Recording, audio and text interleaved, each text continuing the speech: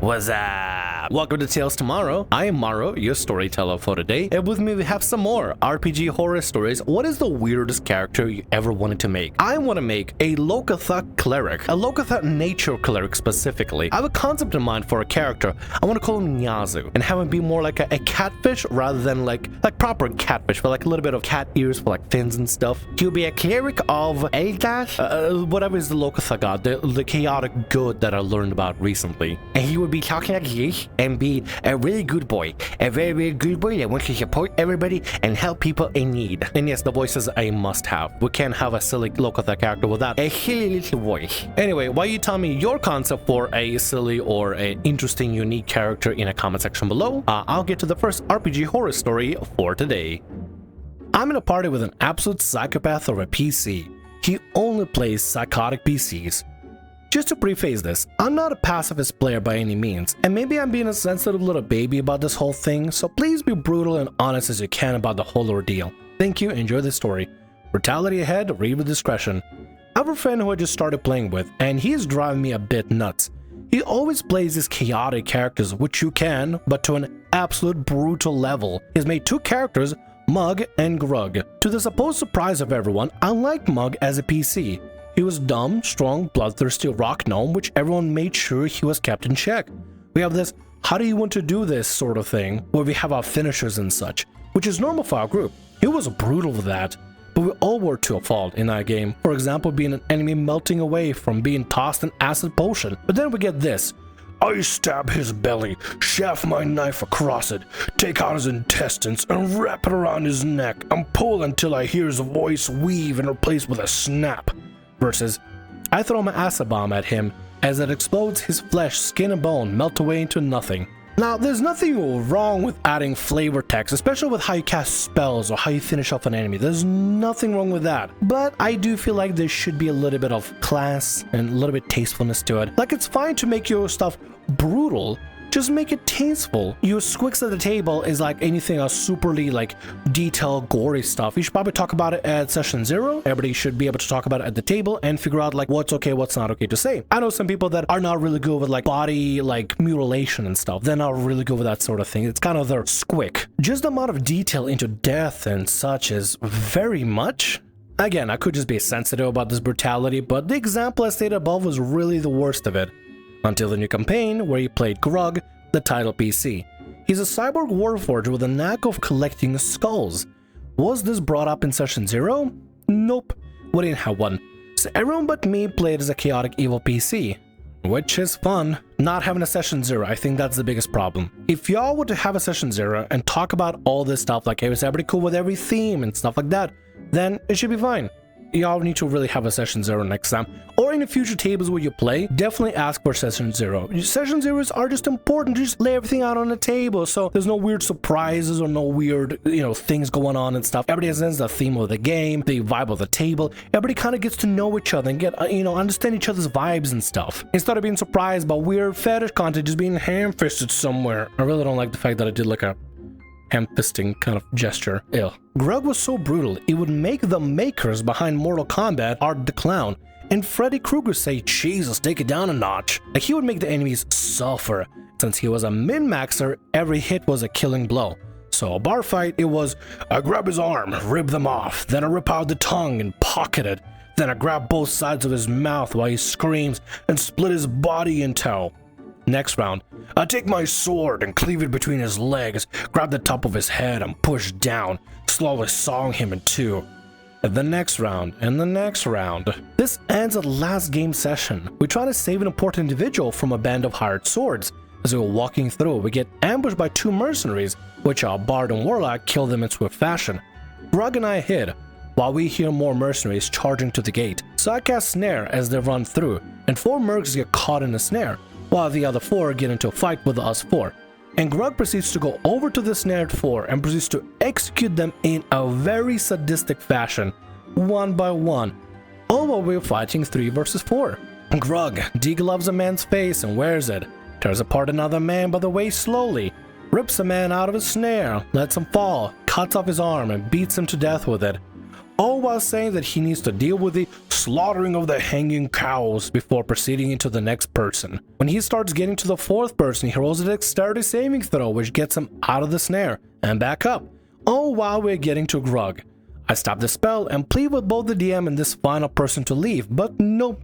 He pisses his pants and falls down. We ended the session with Grug stepping on the guy's neck and stomping, describing a loud, wet snapping sound. I feel disturbed by the whole thing, but maybe I'm just being sensitive. I don't know. I just get emotionally exhausted by the whole thing. If that is part of the things that you don't like, then that's just part of the things that you don't like. Listen, sometimes people don't like weird mutilation or super gory stuff. You don't have to be okay with that sort of thing. It's fine. It's supposed to be fun for everybody at the table. If everybody's having fun and one person is suffering, then it's not fun for that one person. And it shouldn't be not having fun. I mean, the whole point is to be able to have fun together. If asking the DM or Grug or the player in question to maybe tone it down on the grotesque descriptions, if that doesn't work, then I'd say it's not really worth it. You're better off just leaving and find a different game that doesn't have such gory descriptions. What the recording Morrow was trying to say, but failed to say in a very painful manner, is that it's one thing to have flavor text that describes how grotesque and colorful your executions are. That is one thing. But towards the end of the story, you did point out a problem where the player is focusing way too much and trying to go after enemies that are easier to execute rather than helping in a fight. Flavor text to how you finish enemies off is one thing, but if it becomes a problem where the player focuses primarily on the easier targets so they can describe how grotesquely to execute people instead of helping a party in a combat where you guys are left to fight 3 to 4, then that becomes a massive problem. That I think is a bigger problem than anything. If the player that plays Grog actually cooperates with the rest of the party just fine and just has moments where they like to be a little more extra with their executions, then that's one thing. But it's a whole other thing if the player just straight up ignores helping teammates out and goes after the easy cannon fodder just so he has a way to express their brutality even further. There is moments where it's fine to describe your character's flavor, but if your whole shtick in every single session is describe the most brutal way you can think of how you execute an enemy and everything just gotta be over the top, that could get a little bit aggravating at times. Is it problem player behavior? I don't know. Is it an issue for you? Yes. Should you talk about it? Definitely. If you're not okay with that sort of thing, you're not okay with it, and it's fine. Just tell the DM, talk to the player, and if they're not going to stop it or they don't care to stop it, then everybody has the limits. Understand yours, realize what your limits are, and make sure to roll off those limits, you know? Anyway, OP, I wish you the best of luck with finding a different group or with how the group works out. Forced to play an item instead of playing my character. This story happened in last campaign. I was a player and not the DM. This story serves as less of a horror story and more of a lesson in game balance and making things fun for the party. So some friends and I started a campaign about a year ago. The DM was new to DMing but was a long-time player and I knew the basics of DMing. We started off and created our characters. Now the mechanics and role of each character is integral to understand why this is a horror story. Moo, a newer player, a thief rogue who attacked from 30 foot with crossbows. Kenku, who mostly focused on small sneak attacks. Exodus, veteran player. Feral tiefling monk, run in, get quick strikes, he functioned as the party's tank. Chichu, veteran DM and player. An interesting concept, 4 characters in one. Rolled a d4 at the start of each day to see who he was. There was a barb tank, a cleric healer, an attack wizard, and scared ranger. Whoa, 4 people in one? Okay, that's kind of a problem. As long as the table is fine with it, be able to play 4 characters at once? I don't know, man. To me, that's kind of a red flag a little bit. Actually, a lot. It's a really bad red flag. I had experience with somebody who was able to play a wizard and paladin all at the same time. And the paladin was not just a regular paladin, was not an ASMR or anything. It was a straight up literal angel with some incredible busted powers. Maybe just my trauma from that, but whenever I see people be able to play multiple characters at once, it's kind of a red flag for me. V, my character, an Aarakocra Gloomstalker Ranger, Fae Talisman Warlock who used magic guns granted by her patron. That's dope. She was a sniper as she would try to stay as far out of the action as possible due to no armor or HP. This horror story started at roughly Act 3 of the campaign. The entire countryside had been basically consumed by the BBG's horde, and right as the capital was taken, the party was quested to go find the 4 lost artifacts. We were flown away by an ancient gold dragon we befriended, long story, and found ourselves at a prehistoric crater. The 4 quadrants of the crater had 4 different biomes, each with its own artifact. The first artifact we got was the Earth one. It was a cape of Exodus that functioned as arms. His unarmed attacks now had 20-foot range and dealt extra damage. As well as when he used patient defense, he could go juggernaut and become resilient to all damage for 3 turns at a cost of less damage. Next artifact was the water artifact, a pair of gauntlets that Chi-Chi wore. They allowed him to control which character he became each day, as well as create, control, freeze, and breathe water. He also gained a super powerful once-a-day spell, and on top of that, they counted as spellcasting focuses. Third artifact was a pair of air daggers for Mu. They allowed him to fly as well as giving him sneak attack and all attacks with advantage. On top of that, he could disengage as a free action now and cast a wind blast to push everything around him back 10 feet. Whoa. Then, that was my artifact, a fire sword. Seems cool at first, however it was the complete opposite of what my character was. It had a range of 5 feet and was a melee weapon, meaning I had a +3 to hit compared to the +11 to hit I had from my range weapons I had been investing in all game. It dealt 2d6 fire damage on a hit, which was less than even my weakest gun at that point.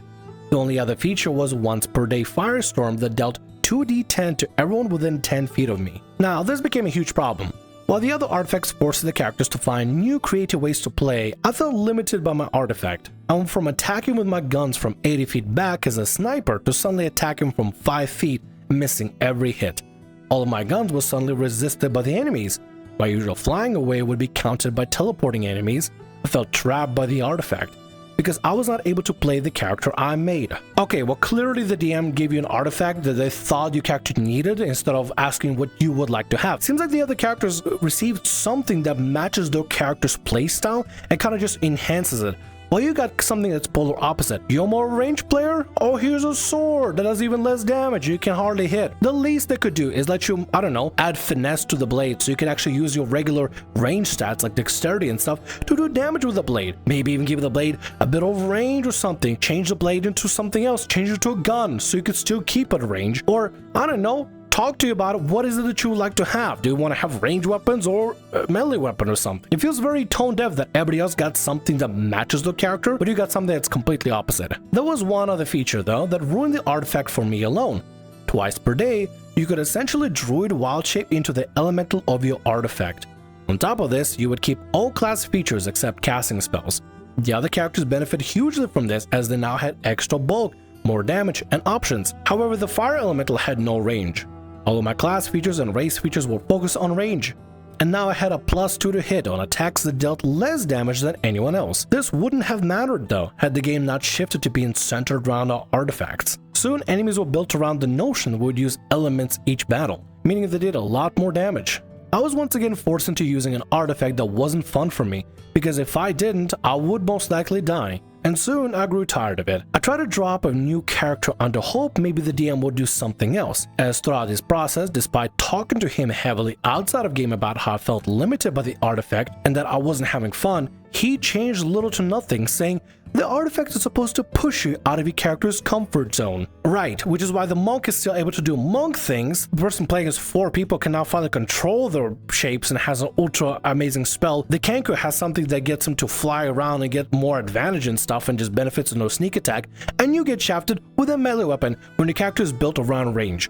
Right, it's supposed to get you out of the comfort zone. It doesn't get you out of the comfort zone, it just gets you forced to focus on melee when your whole character is range. It's the same thing as like, I built my character all about being tank. Oh, here's a great artifact of healing. And now you heal, I guess. And you have like no points put into your spellcasting modifier, so now you can't even heal for much anyway in the first place. But the game is like forcing you to play a heal. It just sucks, dude. It sucks that everybody got something that's built around their character, but not you. You got a flame sword. Everybody else got daggers of air that lets them do sneak attack and be able to fly around for a Kenku that is a flightless bird. One is able to keep their forms changed. You're able to have a powerful spell that can cast once a day. One is able to play as a monk and now play as a defensive tank, which means he was playing a tank anyway. Now he's more of a tank. And you get a melee weapon. You go from +11 with range to +3 on hit. Screwed. Your whole build is screwed. Doesn't even let you re-roll. It'd be one thing to let you re-roll or change some of the abilities to enhance or maybe use your current range stats. I don't know, adding finesse on a weapon so you can use dexterity or something, or your casting modifier, or what have you, or whatever. But no, the DM just kind of shafted you with a weapon that completely goes against your build and what you want to do as a character. Eventually the party confronted the Act 3 main boss and the fight started. I went first, as by the next point my initiative bonus had hit +11. However, I didn't want to go into elemental as I didn't find it fun. Next was the boss, who proceeded to do just under double max my HP. We eventually won, but V was essentially killed, having her wings and legs torn off. Oh my god. In the end, the artifact was horrible for me and was the downfall of the campaign for me. The others had a lot of fun, but it made me resent the DM.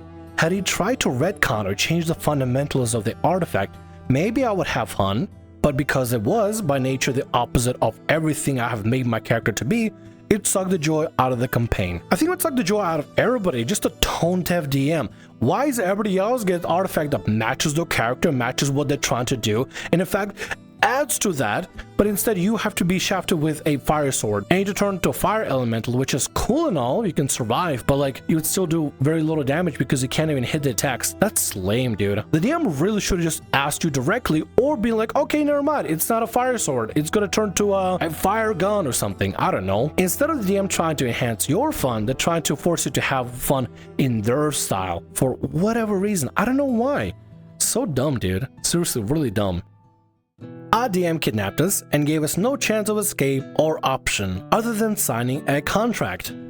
I really hope you mean kidnapped in-game, because if it's IRL, that sounds horrifying. DM actually capturing you IRL and kidnapping you and forcing you to sign some sort of a contract just to play a game? Christ. We've been playing this campaign for a few months and nothing like this has happened before. It all began while we were traveling through the woods. We noticed a shadow figure behind us. When we turned to investigate, we were surrounded by a dome of darkness that slowly began to inch closer towards us.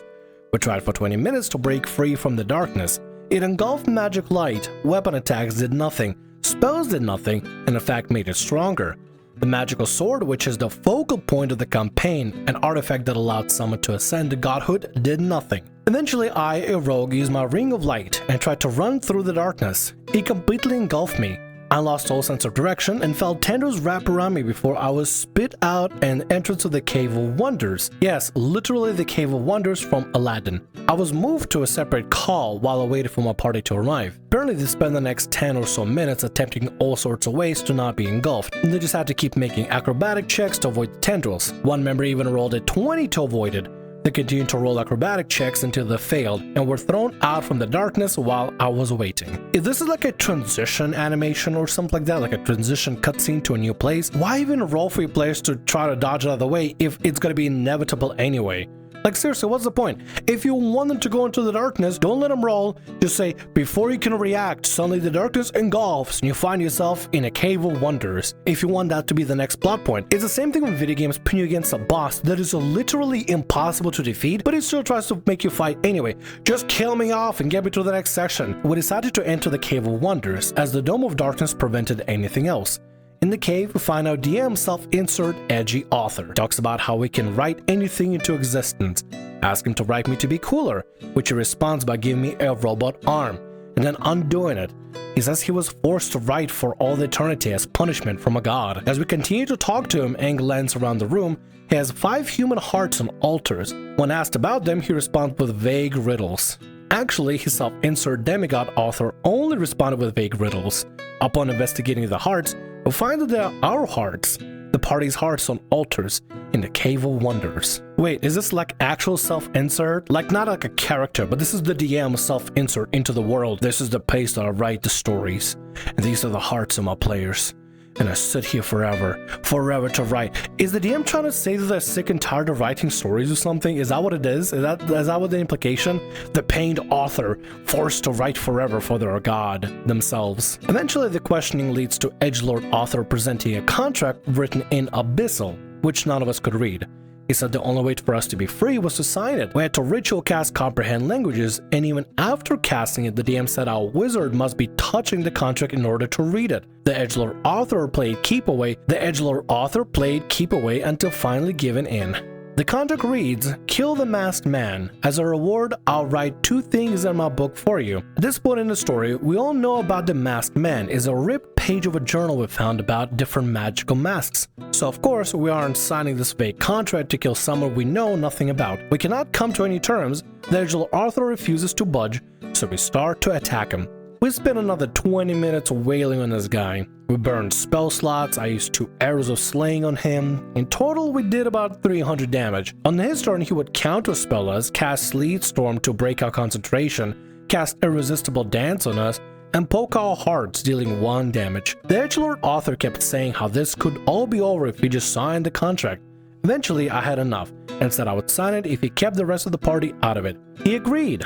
I signed the paper as the DM described the ink changing from reading Caspian to Ace Arcana, our party's name. After that, he ended the session there, left the call, and hasn't answered any of our messages since. The party and I are very confused. He has been a very good DM before this, allowing us to do as we please, improvising on things on the fly, creating PC-specific events and magical items, so this is completely out of the blue. The only thing he said since last night is, sometimes you have to do things for plot.